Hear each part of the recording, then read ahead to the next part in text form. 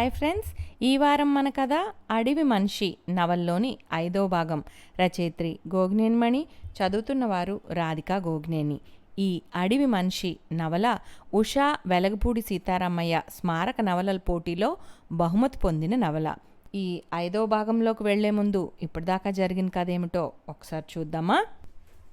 తన గత చరిత్ర తెలుసుకుందామని వచ్చిన కాలేజీ విద్యార్థినితో అడవి మనిషి తన జీవితంలో ముఖ్య ఘట్టాలను వివరిస్తూ ఉంటాడు.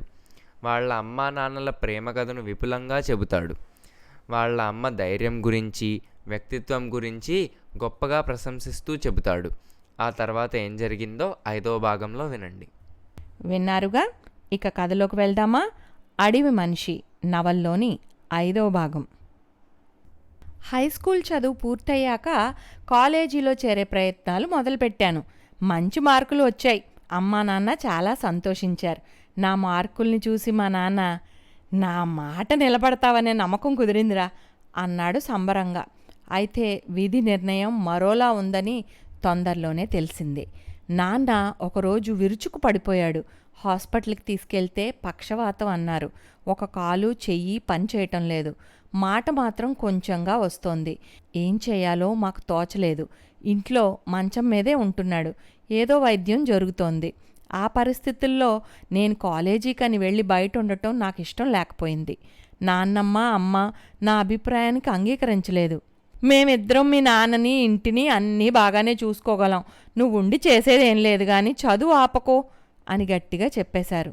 నాన్న ముందు కోపంగా చూశాడు, తర్వాత కన్నీళ్లు కార్చాడు, తర్వాత బతిమాలుతున్నట్లు సైగ చేశాడు.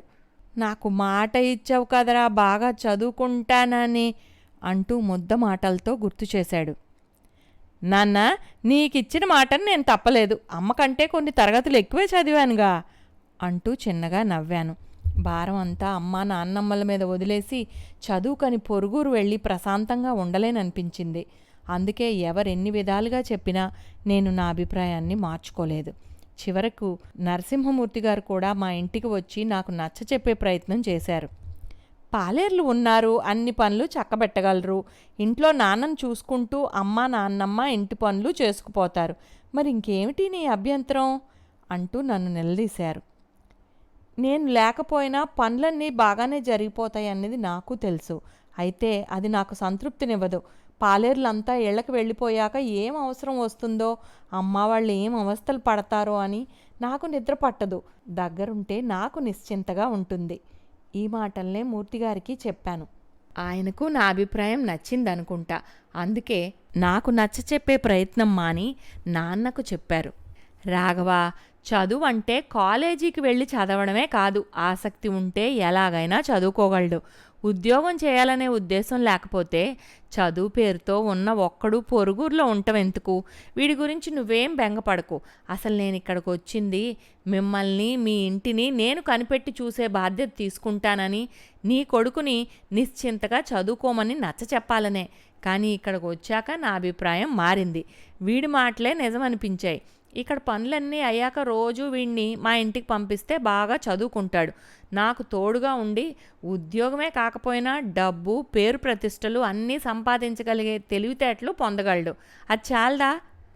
ఆ మాటలతో నాన్న కొంచెం సేద తీరడనిపించింది. మీ ఇష్టం అనటం వినిపించింది. నాన్న ఇష్టంగా అంగీకరించినట్లు అనిపించటంతో నాకు నిశ్చింత కలిగింది. అలా నా కాలేజీ చదువుకు గండిపడి ఇంకో రకమైన చదువు మొదలైంది. అంటే పరీక్షలకి ప్రైవేట్గా చదువుకోవడం కాదు. నరసింహమూర్తి గారింట్లో ఓ లైబ్రరీలో ఉండే అన్ని పుస్తకాలు ఉంటాయి. ఒకటని కాకుండా అన్ని రకాలు ఉంటాయి. అప్పుడు నా ప్రధాన వ్యాపకం ప్రతిరోజు ఏదో ఒక పుస్తకం చదవడమే. మునుపు స్కూల్కి వెళ్ళినట్లుగా ఇంట్లో పనులన్నీ ముగించుకుని నరసింహమూర్తి గారింటికి వెళ్ళి పొలంలోవి కానీ ఇంట్లోవి కానీ ఆయన చెప్పిన పనులు చక్కబెట్టడమూ జరుగుతోంది. ఊరి పనుల కోసమో స్వంత పనుల కోసమో చాలామంది నరసింహమూర్తి గారింటికి రావడం జరుగుతుంది. మూర్తిగారి తండ్రికి ఉన్న పరపతిని బట్టి రాజకీయ నాయకులతోనూ ప్రభుత్వాధికారులతోనూ మంచి పరిచయాలున్నాయి. అందుకే మూర్తిగారిని ఊరి పెద్దగా భావించి చాలామంది కలవటానికి వస్తూ ఉంటారు. అలా వచ్చే వాళ్ళని పలకరించడంతో నాకు చాలామందితో పరిచయాలు ఏర్పడ్డాయి. 2 భిన్న రకాలైన ప్రపంచాల్లో జీవిస్తున్నట్లుగా నాకు అనిపించేది. ఎందుకంటే మా ఇంట్లో వాతావరణం మూర్తిగారింటికి చాలా భిన్నంగా ఉండేది. మా నాన్నది పూర్తిగా పశు సంరక్షణ, మూర్తిగారిదేమో ఊరి ప్రజల బాగోగులు చూడటం. నరసింహమూర్తిగారి భార్యా పిల్లలు పట్నంలో ఉంటారు. అక్కడున్న మేడ ఆమెకు వారి తండ్రి గారు ఇచ్చినది.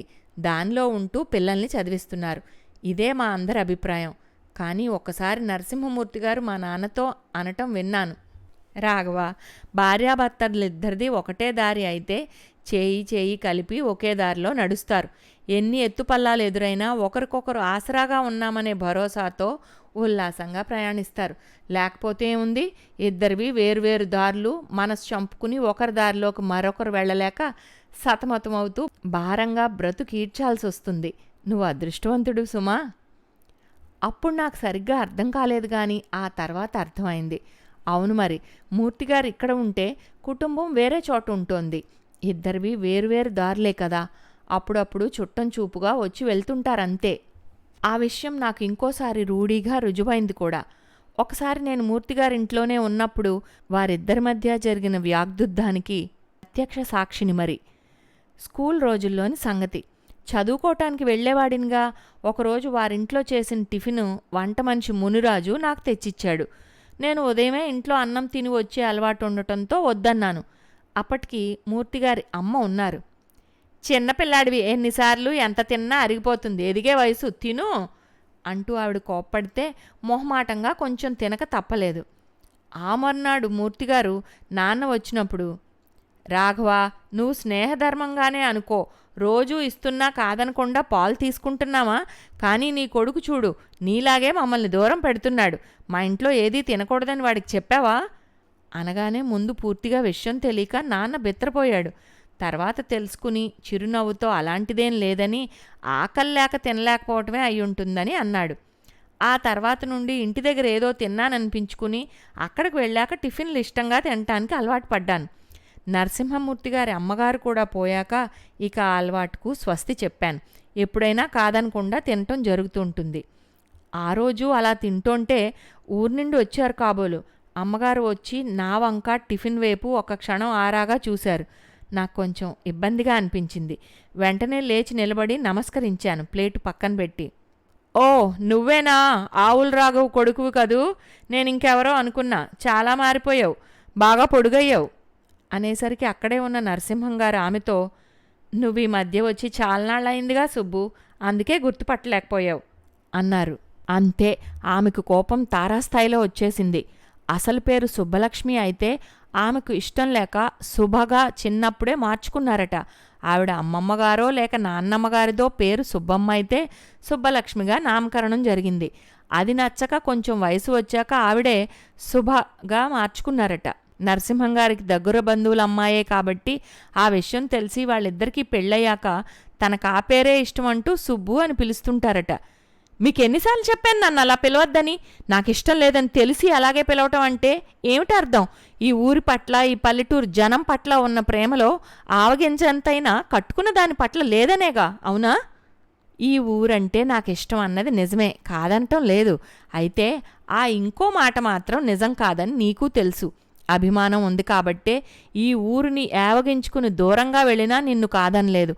అప్పుడప్పుడు చుట్టం చూపుగా మాత్రమే వస్తున్నా వద్దనలేదు. చాలా సౌమ్యంగా చెప్పారు. అలా మామూలుగా మెల్లగా చెప్పటమే ఆవిడ్ను మరింతగా మండించిందేమో తెలియదు గాని పెద్ద గొంతుతో విరుచుకుపడ్డారు. అంటే ఇంట్లోకి రావద్దని కూడా అనగలరా? ఈ ఇంటికి ఊరి వాళ్ళంతా స్వతంత్రంగా వచ్చిపోతుంటారు, నాకు ఆ మాత్రం హక్కు కూడా లేదా? ఈ ఇంటి మీద సర్వ హక్కులు ఉన్నది మొదట నీకే. అయితే నా వెంటే ఉంటూ నన్ను కనిపెట్టుకుని చూస్తున్న ఈ ఊరి ప్రజల అభిమానం నన్ను నీ వెంట రాకుండా నన్ను ఈ ఊళ్ళోనే కట్టిపడేస్తుందనిపిస్తుంది అంటూ నిట్టూర్చారు. అది చూస్తాను, ఆ కట్లు విప్పి మిమ్మల్ని తీసుకెళ్లే రోజు ఎందుకు రాదో? ఆమె గొంతు గద్గదమైపోయింది. అలాంటి ప్రేమాభిమానాల కోసమే నేను ఎదురు చూస్తున్నాను. తనలోనే అనుకుంటున్నట్లు నెమ్మదిగా గొణిగి మళ్ళీ నిట్టూర్చారు. అలాంటి సమయంలో నేను అక్కడ ఉండటం ఇబ్బందిగా అనిపించి బయటకు రాబోతుంటే ఆమె, నువ్వెందుకు బయటకు వెళ్ళడం? ఇందాకనే ఎవరో అబ్బాయిని గుమస్తాగా పెట్టుకున్నారటగా. నేనంటే ఈయనగారు ఏమన్నారో తెలుసా? వాడు నా శిష్యుడు, అనుచరుడు మాత్రమే కాదు, వారసుడైన మన అబ్బాయికున్న సర్వ హక్కులు వీడికి ఈ ఇంట్లో ఉన్నాయని ఖచ్చితంగా చెప్పేశారు.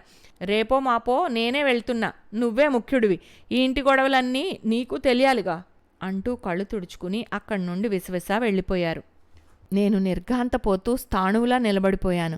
మరుక్షణమే తేరుకోగానే నిలువునా పులకించిపోయాను.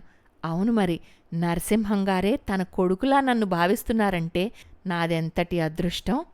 ఏం మాట్లాడాలో, అక్కడ ఉండాలో ఉండకూడదో ఏం తోచనట్లుగా ఒక క్షణం అలా నిలబడిపోయిన నా వైపు నరసింహం గారు ముభావంగా చూసి, మాకిదంతా మామూలే లేవయ్యా, ఆలోచిస్తే నాదే తప్పనిపిస్తోంది.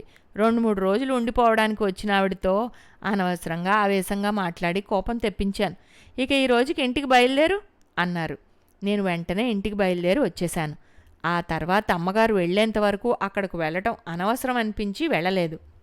ఆ మరునాడే రమ్మని మూర్తిగారు కబురు అంపినా ఊరికెళ్లాల్సిన పని చూసుకుని 2 రోజుల్లో వస్తానని చెప్పి పంపేశాను. ఆ 2 రోజులు నాన్న దగ్గరే ఎక్కువ కాలక్షేపం చేశాను. మూర్తిగారింటికి వెళ్ళడం లేదే అన్న నాన్న సైగల భాషకు, మేడం అక్కడున్న రోజులు నాకు కొంచెం అసౌకర్యంగా అనిపిస్తుంది నాన్న, అందుకే అంటూ క్లుప్తంగా చెప్పాల్సి వచ్చింది. నాన్న ఇంకేం మాట్లాడలేదు. స్థాయిని బట్టి, వ్యక్తుల మనస్తత్వాన్ని బట్టి దూరం పాటించటమే మంచిదని నాకు అర్థమైంది. అయితే ఈ సూత్రానికి కొందరు మినహాయింపుగా ఉంటారనేది నిజమే. 4 రోజుల తర్వాత నరసింహమూర్తిగారు నేను వెళ్ళిన కాసేపటి తర్వాత, మీ ఇంటికి వెళ్ళొద్దాం, ఒకసారి పదరా అన్నారు. నాకేం అర్థం కాలేదు. నాన్న బాగానే ఉన్నాడండి అన్నా కొంచెం అయోమయంగా చూస్తూ. అయితే చూడకూడదంటావా? చిరునవ్వుతో అని, చాలా రోజులైందిగా, ఒకసారి చూసి రావాలనిపిస్తోంది అంటూ బయలుదేరారు. మామూలుగా ప్రతిరోజు చావిడిలోని పనులన్నీ పర్యవేక్షించి నాన్నలాగే మూర్తిగారింటికి పాలు పంపించాక నాన్న దగ్గర కూర్చుని పనులన్నీ ముగించానని ఏకరువు పెడితే కాలు చెయ్యి నొక్కుతూ ఈ కబుర్లన్నీ చెప్తున్నప్పుడు నాన్నెంత ప్రేమగా నా వైపు చూసేవాడో. దగ్గరుండి ఈ పనులన్నీ చక్కబెట్టగలుగుతున్నందుకు నాకు చాలా సంతృప్తిగా, సంతోషంగా అనిపించేది. మూర్తిగారిని వెంటబెట్టుకుని వచ్చిన నన్ను చూడగానే అమ్మ హడావిడిగా నాన్న మంచం దగ్గర కుర్చీలు జరిపి మర్యాదలు చేసింది. మా ఇంట్లో మర్యాదలంటే ప్రత్యేకంగా ఏమీ ఉండవు. ఆదరంగా పలకరించటం, చల్లటి మజ్జిగ ఇవ్వటం అంతే. నరసింహగారిని చూడగానే నాన్న మొహంలోకి వింత వెలుగు వచ్చింది. మీకోసమే ఎదురు చూస్తున్నానన్నట్లు చాలా మెల్లగా ముద్దగా పలికాడు. ఆయన కుర్చీలో కూర్చుని కుశల ప్రశ్నలు వేశారు. నాన్న నా వైపు కొంచెం దిగులుగా చూడగానే నాన్న మనసు అర్థం చేసుకున్నట్లుగా మూర్తిగారు ఆప్యాయంగా నాన్న చేయి పట్టుకుని అన్నారు. రాఘవ, మీ వాడి గురించి నీకు దిగులేం అక్కర్లేదు. నీ వల్ల వీడి చదువు ఆగిపోయిందని అనుకుంటున్నావని నేను గ్రహించాను గాని అది నిజం కాదు. వాడు చక్కగా మీ వ్యాపారాన్ని చక్కబెట్టుకోగలుగుతున్నాడు. డిగ్రీలతో పనేముంది? నీలాగే నిజాయితీపరుడనే పేరును సంపాదించుకున్నాడు. అంటే నీ పేరు నిలబెట్టాడు. మీ వాడు నీకు చెప్పాడో లేదో గాని మొన్న ఈ మధ్య మన ఊళ్ళో పెద్ద సభ జరిగింది. ఆ విశేషాలు క్లుప్తంగా చెప్పి ఊరుకుని ఉంటాడు. నేను వివరంగా చెప్తా. మన నియోజకవర్గంలో ఏర్పడిన ఖాళీని బట్టి త్వరలో ఎన్నికలు జరగబోతున్నాయిగా. అందుకని పార్టీ పెద్దలు మన ఊళ్ళో సభ నిర్వహించారు. మా తాతగారికి ఉన్న పేరు ప్రతిష్టలు, చిన్న వయసులోనే మరణించిన నాన్నగారి పట్ల సానుభూతిని దృష్టిలో ఉంచుకుని నన్ను అధికార పార్టీ అభ్యర్థిగా నిర్ణయించాలని అనుకున్నారట. కానీ తర్వాత ఏం జరిగిందో తెలుసా? సభ జరిగిందని చెప్పా కదా, ఎందరో పెద్ద పెద్ద నాయకుల సమక్షంలో నిలబడి మనవాడు ఎంత బాగా ఉపన్యాసించాడనుకున్నావు? మధ్య మధ్యలో మహామహుల మాటల్ని కొటేషన్లుగా చెప్తూ అనర్గళంగా సాగిన వీడి ఉపన్యాసం వింటూ నేను ఎంత ఆశ్చర్యపోయానో. ఇప్పటి వరకు ఏదో పుస్తకాలు చదువుతున్నాడని అనుకున్నానే గాని ఇంత బాగా వంట పట్టించుకున్నాడనే సంగతిని గ్రహించలేకపోయా. సభ పూర్తయ్యాక నాతో సహా పెద్ద పెద్ద నాయకులు అనబడే వాళ్ళందరూ వీణ్ణి ప్రశంసలతో ముంచెత్తేశారు. ఇలాంటి నాయకత్వ లక్షణాలున్న యువకులకు అవకాశం ఇచ్చి ప్రోత్సహించాలనే పార్టీ అధినాయకత్వము కోరుకుంటోంది. కాబట్టి వీడైతేనే ఉత్సాహంగా పనిచేయగలడనే అభిప్రాయంతో నా బదులు వీడినే మన నియోజకవర్గ అభ్యర్థిగా నిలబెట్టడం బాగుంటుందని నేనే వాళ్ళకి సూచించాను. దానికి అందరూ ఆనందంగా అంగీకరించారు కూడా. ఈ మాట నీకు చెప్పాలనే ఈరోజు నీ దగ్గరకు వచ్చాను. తెలిసిందిగా, నువ్వు మంచం పట్టినందువల్ల నీ కొడుకు చదువు ఆగిపోయిందనే దిగులు నీకు అనవసరమని అర్థమైందిగా. రాజకీయాల్లో రాకెట్లా దూసుకుపోగల ప్రతిభ మనవాడికి ఉంది. మన ఊరుకు ఎంతో మేలు చేయగలుగుతాడు. ఇక ఎన్నిక అనేది లాంఛనప్రాయమే అనుకో. నేను పక్కన ఉండి అన్ని విషయాలు చూసుకుంటాను, సలహాలు ఇస్తుంటాను, సరేనా? మా నాన్న కళ్ళల్లోకి ఓ క్షణం వెలుగు వచ్చింది. ఏదో చెప్పాలని ప్రయత్నిస్తున్నట్లుగా శక్తి కూడదీసుకుంటూ నాన్న ముద్ద ముద్ద మాటలతో చెప్పిన మాటల సారాంశం ఏమిటంటే, మీ వెనకనే ఉండి వీడు మిమ్మల్ని అనుసరించాలి కానీ దాటి ముందుకు వెళ్ళాలనే ఆలోచన మంచిది కాదు, నాకు సమ్మతం కాదు. కానీ మీరు వాడి తెలివితేటలను మెచ్చుకున్నందుకు మాత్రం చాలా ఆనందంగా ఉంది అని. నాన్న వారి చేయి పట్టుకుని అయ్యా అని ఓ క్షణం ఆగి నరసింహ అంటూ ఆగిపోయాడు. ఆ తర్వాత పిలవలేక ఆయాసంతో మాట ఆపేశాడో లేక తనని ఎప్పుడూ స్నేహితుడిని పిలిచినట్లుగా పిలవమనే ఆయన మాటను ఒకసారైనా మన్నించాలని నాన్న అనుకున్నాడో మాత్రం అర్థం కాలేదు. ఆయన ఏదో అనబోతుంటే నేను నా అభిప్రాయం చెప్పేశాను. నేనెప్పుడూ మనసులో అనుకునే మాటే అది. వారి అనుచరుడిగా నేను ఆలను సమర్థవంతంగా నేర్చుకోగలిగాను, అది చాలు నాకు అని. అంటే నా ఉద్దేశం అనుసరించటం, ఆచరించటం అని. ఒక్కొక్క మెట్టుగా పైకి చేరుకోవటం బాగుంటుంది కానీ ఒక్కసారిగా అందలం ఎక్కాలని అనుకోవటం ఎవరికీ మంచిది కాదు. నేనెప్పుడూ నరసింహం గారికి అనుచరుడిగా పక్కనే ఉంటాను, అదే నాకు నచ్చిన పదవి. వేరేవి నాకు అవసరం లేదు నాన్న అనగానే నాన్న మొహంలోకి ప్రశాంతత వచ్చింది. ఏదో వాదనలా ఉంది ఏమిటి అంటూ నాన్నమ్మ ఆ వెనుకే అమ్మ వచ్చి నాన్న మంచానికి ఎదురుగా నిలబడ్డారు. నాన్నమ్మ అందరి వైపు ఒకసారి చూపులు తిప్పారు. ఎదురుగా ఉన్న నాన్నమ్మ అమ్మవైపు చూస్తుండిపోయారు. నాన్న పెదవులపైకి వచ్చిన చిరునవ్వు చెరగనే లేదు, కానీ శ్వాస మాత్రం ఆగిపోయింది. నాన్నకి ఇరువైపులా నాన్న చేతుల్ని పట్టుకున్న ఉన్న నాకు నరసింహం గారికి ఏం జరిగిందో అర్థమైపోయింది. ఆత్మీయుల మరణం ఎంత బాధాకరంగా ఉంటుందో నాకు మొదటిసారి అర్థమైంది. రాఘవ, ఇలా చేసేవేంటి? నిన్ను సాగనంపటానికే వచ్చినట్లుగా ఇలా. ఆయన గొంతులో దుఃఖం పెల్లుబికింది. చిన్నతనంలోనే తండ్రిని పోగొట్టుకున్న దురదృష్టవంతుణ్ణి. ఇప్పుడు నా ఆత్మీయ మిత్రుడు ఇంత చిన్న వయసులోనే దూరం అవటం ఏమిటి? ఆయన చిన్నపిల్లాళ్ళ వెలవెల్లాడుతుంటే నేనే పెద్దరికం తెచ్చుకుని ఏది ఎప్పుడు ఎలా జరగాల్సి ఉందో అలా జరిగిపోతూ ఉంటుంది. మీరు సాగనంపటానికే వచ్చినట్లుందని బాధపడటం కంటే స్నేహితుడి సమక్షంలో నాన్న చాలా సంతృప్తిగా వెళ్ళిపోయాడని భావించటమే మనం చేయాల్సిందండి అంటూ అనునయించాల్సి వచ్చింది. అటువంటి పరిస్థితి చాలా విచిత్రంగా అనిపించింది. ఇంతటితో 5వ భాగం సమాప్తం. వచ్చే వారం 6వ భాగంతో కలుద్దాం.